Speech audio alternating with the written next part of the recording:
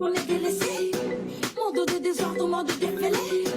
Dis-moi que tu as, je te dirai qui t'es. Moi je représente la famille. La corruption c'est pas pour moi, faut m'éviter. Je suis focus sur l'objectif pour me dissuader. Personne n'a ce qu'il ou cette personnalité. Je combat pour la noble cause, la féminité. On voit une tombe, on fait la corps si fait. Alors il y a mon turc, on les rabais, pas en cali. Afali, on pire l'ambé, on t'enquine. Faut tout les bras, on tombe. Hello, hello, la team, faut qu'on en parle. Alors, j'espère que vous allez tous bien. Aujourd'hui, moi, je suis ravie de recevoir Christelle, Christelle le chat. Alors, Christelle le chat et moi, ça fait un moment qu'on se connaît. On s'est connus en Guinée il y a maintenant quelques années. Je pense que c'était, on va même pas dire l'année parce que ça fait bien longtemps. Et ensemble, on a eu l'occasion d'organiser le festival à Néné, un festival qui a eu lieu en 2007, un des premiers festivals reggae.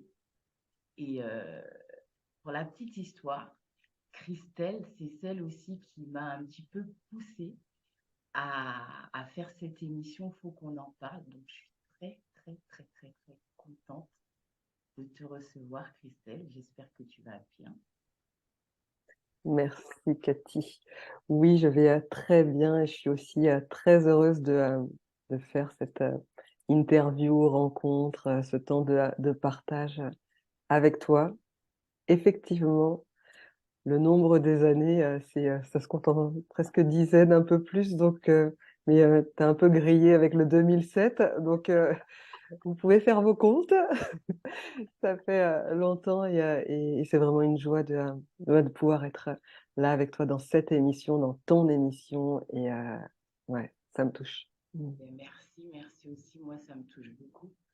Donc, Christelle, tu es mon mentor, coach, art et businesswoman, conférencière et CEO de l'entreprise Soguénéné. Auparavant, tu étais présidente de l'association Soguénéné. Alors moi, aujourd'hui, j'aimerais que tu nous racontes un petit peu tout ton parcours. Je sais qu'aujourd'hui, tu fais la passerelle entre la Guinée et la France, et le reste du monde d'ailleurs. Euh, Mais voilà, j'aimerais vraiment que tu me racontes un petit peu tes débuts et qu'est-ce qui t'a poussé de passer de cette association à cette entreprise. Et surtout pour tout ce qui est entrepreneuriat, on sait déjà que c'est pas évident. Donc moi, voilà, l'idée c'est que tu me racontes un petit peu comment ça s'est passé, comment tu as décidé de... D'y aller. Mhm. Voilà. Yes.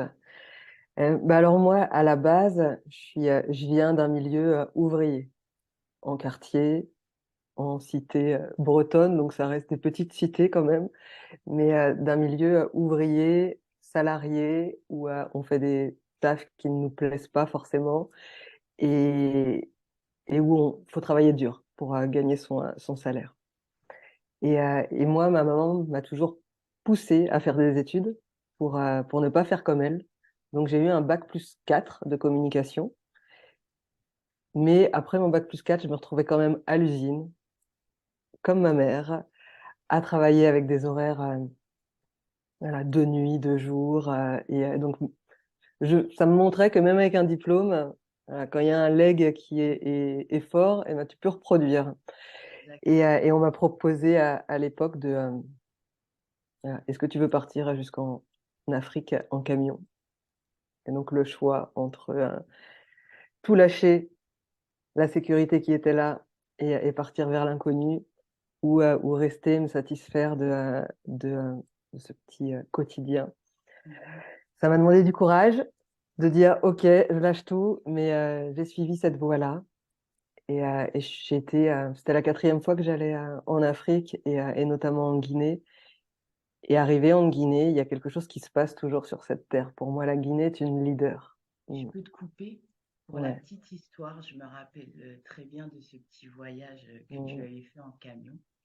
Et pour tous les proches ou ceux qui connaissaient à peu près Christelle, toutes les semaines, elle nous envoyait un mail et elle nous racontait tout ce qui s'était passé. Et moi, j'avais qu'une hâte chaque semaine, c'était de lire tout ce que tu racontais parce qu'on avait l'impression d'y être en fait. Tellement c'était bien écrit, bien raconté. Donc voilà, c'était juste la petite parenthèse. Merci Cathy. Quand tu me l'as rappelé la dernière fois, j'avais même oublié que je faisais ça et cette nécessité, en tout cas cette envie de nourrir le lien Ouais, et de montrer que c'était possible en fait. Et que même si on avait peur, même si on a eu plein de challenges sur la route, on y est arrivé et cette joie-là quand on est arrivé. Et pour moi, l'entrepreneuriat, c'est un peu de cet ordre-là. et Oser faire le grand. tu avais mis combien de temps pour arriver en t'arrêtant un petit peu à chaque On a ville? pris le temps. On a pris le temps. On a passé 3 mois sur la route, hein, avec un mois dans chaque pays. Un mois au Maroc, un mois au Sénégal et après bah, le reste entre Guinée-Bissau, Gambie, Mauritanie aussi. On est resté 2 semaines. Donc 3 mois. 3 mois de voyage. Donc, Mm. Et j'avais dit à ma mère que c'était 3 mois de voyage et arriver à Conakry, ça a duré près de 3 ans. Elle n'était pas prête. Heureusement que je n'avais pas dit que c'était ça allait être ça. Donc ouais, une fois arrivé là-bas, j'y suis restée. ouais. Et quand qu'est-ce qui t'a donné envie d'y rester? Euh, Pourquoi la Guinée? Et comme je disais, pour moi, la Guinée, c'est vraiment une terre, il y a une énergie de leader là-bas. Il y a quelque chose qui se passe. En tout cas, à chaque fois que j'ai posé le pied sur cette terre, il y a quelque chose qui se passait en moi où je pouvais enfin être moi, mais totalement. Et donc, en y retournant là par la route, en faisant le voyage, en étant là-bas, c'était OK, tout devenait possible. Et donc, on a fait des projets de dingue, en fait, avec ce tout possible. Donc, j'avais juste à m'aligner à l'énergie de cette terre qui est d'une puissance pour moi incroyable. Et d'où est venue cette idée de créer Soguénéné tout d'abord en tant qu'association et après en tant qu'entreprise? Mm. Raconte un petit peu le départ de Soguénéné parce que Soguénéné, je sens que ça aussi, ça fait partie de. Tu vas nous expliquer de toute manière. Mm. Mais, comme tu l'évoquais tout à l'heure, il y a eu le festival à Néné, il y a eu l'envie de refaire d'autres éditions derrière et la nécessité de monter une structure sur place pour le faire. Donc, on a commencé à initier les démarches. Le nom Soguénéné, on était toute une équipe là-bas. Donc, c'est Gervais qui était là-bas qui a fait émerger ce nom et qui veut dire nouveau soleil. Donc, il y a vraiment quelque chose où on portait cette foi qu'on pouvait vraiment créer de grandes choses. Et là, aujourd'hui, je le relie à quelque chose d'encore plus grand, de pouvoir amener la nouvelle terre, en fait, celle que je souhaite léguer à mes enfants. Mhm. Et du coup, bah, on est parti en association et on n'a jamais fait la deuxième édition. Mais à côté de ça, qui sait, peut-être là, hein, c'est avec Soguénéné d'aujourd'hui, en tout cas, elle commence à générer plus de revenus que l'association de l'époque. D'accord. Et en tout cas, ouais, là, on a commencé à créer des événements, on a créé un festival de cinéma, de court-métrage. Il y a eu un gros concert à Doubreka, à l'intérieur du pays, avec plus de 2000 personnes. Il y avait des tournois de foot. Il y avait, moi, ce que je savais faire là-bas, ce que j'ai développé comme compétence, c'est aller chercher l'argent là où il est, pour le ramener dans les quartiers et le ramener dans les projets. Donc, c'était un peu ma mission là-bas. Je m'occupais de l'administratif, des trucs chiants, en fait, qu'ici, je faisais pas, mais que là-bas, j'y trouvais beaucoup de plaisir. Et, Mm. et du coup, après, donc, tu es reparti. Donc, il y a eu Soguénéné, cette association, tu as créé pas mal de choses. Bon, tu es reparti. Et ça faisait quand même un moment que tu n'étais pas retourné en Guinée. Et je sais que tu es retourné dernièrement. Et là, moi, j'ai suivi un petit peu et j'ai ressenti, même si cet engouement était déjà là, j'ai ressenti que c'était les retrouvailles avec la terre-mère, la Guinée. Raconte-nous un petit peu. Mmh. Je pense que c'est important de revenir sur le départ qui a été fort en fait, parce que j'avais pas prévu de partir. J'avais trouvé un contrat pour revenir en tant que volontaire et pour pouvoir gérer et l'association et en même temps le quotidien. Et le dernier soir où je suis partie, bah, la veille de mon départ, je me suis fait rafler par les militaires. Donc ça a été un au revoir d'une grande violence, puisque moi, ils ne m'ont pas pris, mais ils ont pris l'ami qui était avec moi. D'accord. Et quand je suis revenue à Paris, j'étais quand même toujours déterminée à repartir. Oui. Et il y a eu les massacres du 28 septembre qui ont bloqué toute coopération internationale et donc qui m'ont fait rester, rester en France. Et cette violence vécue Les m'a fait... massacres du 28 septembre, tu peux nous rappeler, c'était en quelle année? C'était en 2009. 2009. Mm. Ouais, D'accord. en 2009. Et donc, il y a... Ouais, cette violence vécue m'a fait dire, ah ben, en fait, c'est pas mon histoire. Donc, il y a eu une grosse protection qui s'est mise. Bon, déjà, je vais m'occuper de moi. Je vais prendre soin de moi. Je vais aller voir, ah là, ce que ça fait résonner dans ma propre vie au quotidien. Et j'ai commencé tout un travail sur le développement personnel, le développement relationnel, de, de croissance personnelle pour guérir, voir clair, en tout cas, sur qui j'étais. Mhm. Et, ouais, c'était l'année dernière, 2020, on est quoi, 2023, donc 2022, début 2022. Il y a un truc qui s'est posé où c'est, OK, aujourd'hui, je suis non négociable, j'ai une mission, je suis venue pour quelque chose sur cette terre, et donc maintenant, j'y vais plus à moitié. Et j'ai dit, je m'engage avec mon entreprise totalement. Et j'étais auto-entrepreneur à l'époque, depuis 2016, prof de biodanza. Et là, ça a été OK.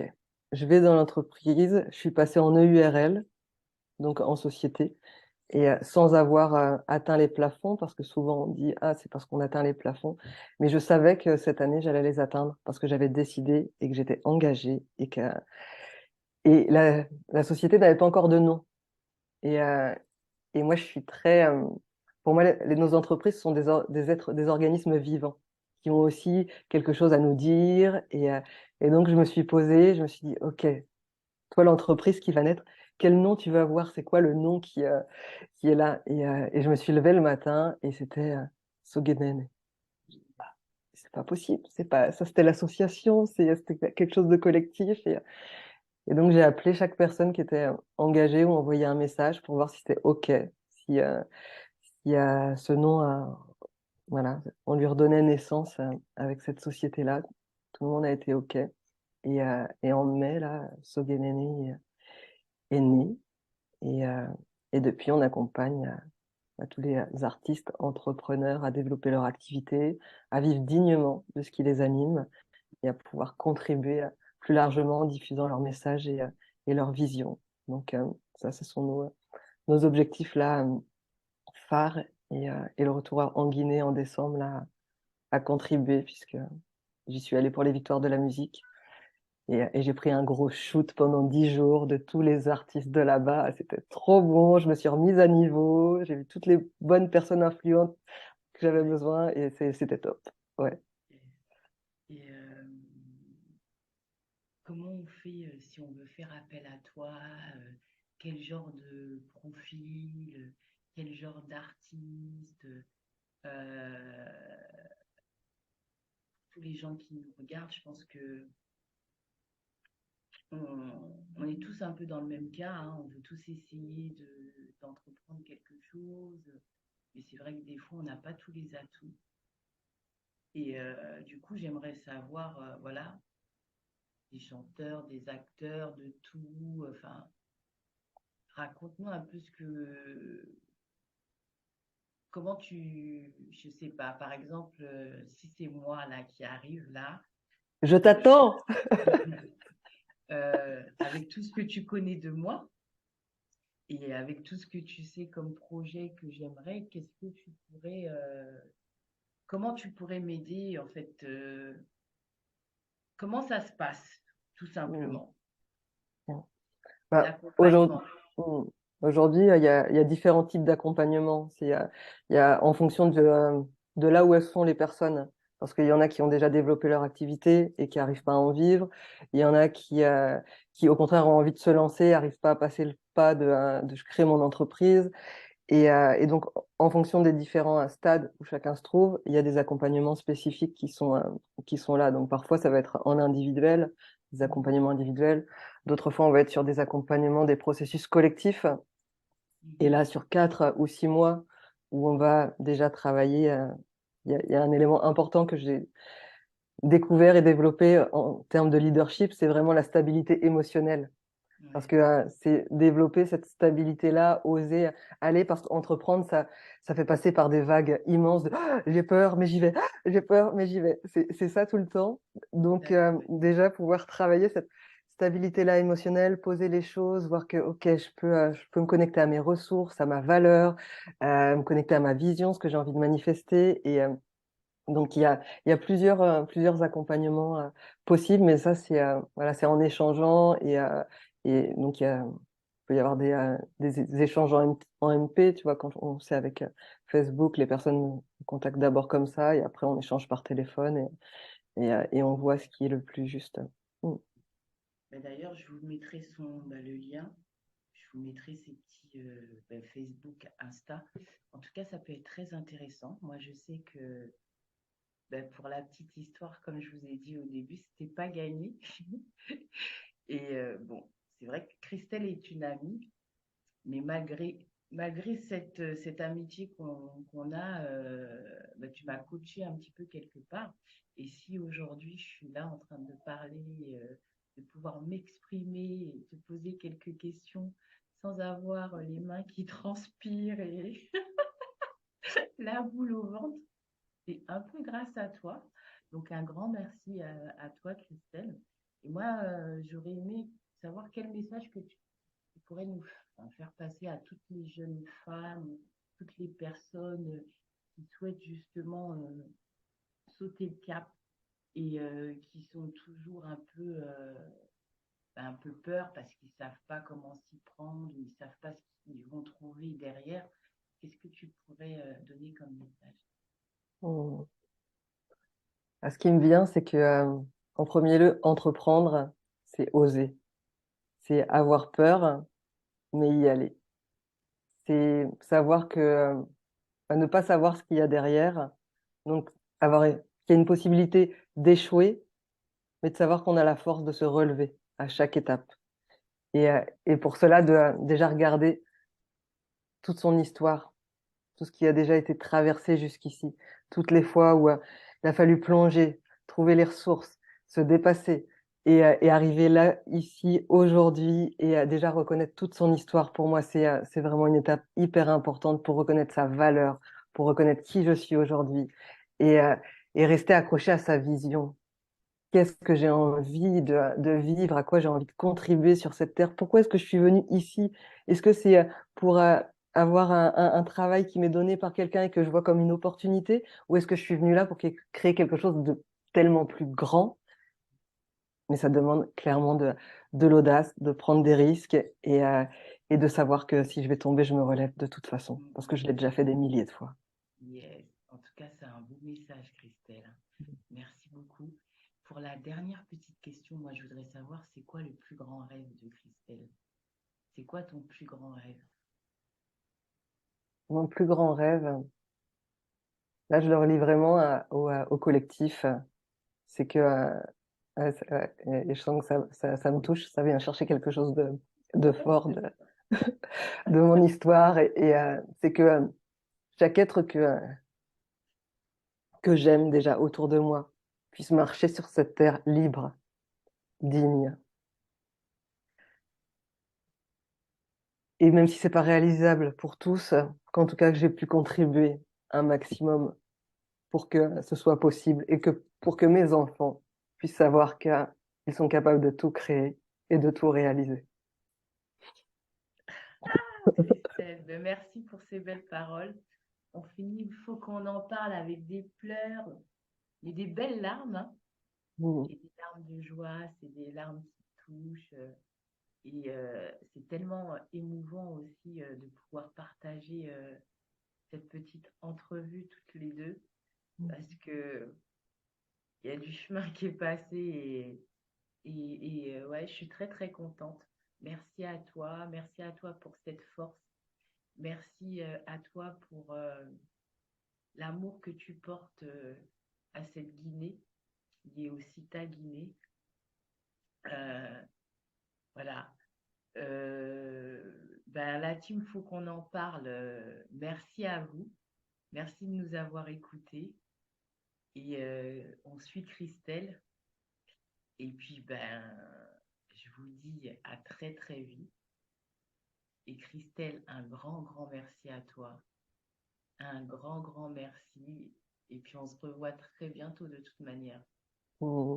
Merci à toi, Cathy, et merci à toute l'équipe de Faut qu'on en parle, merci à tous ceux qui t'écoutent.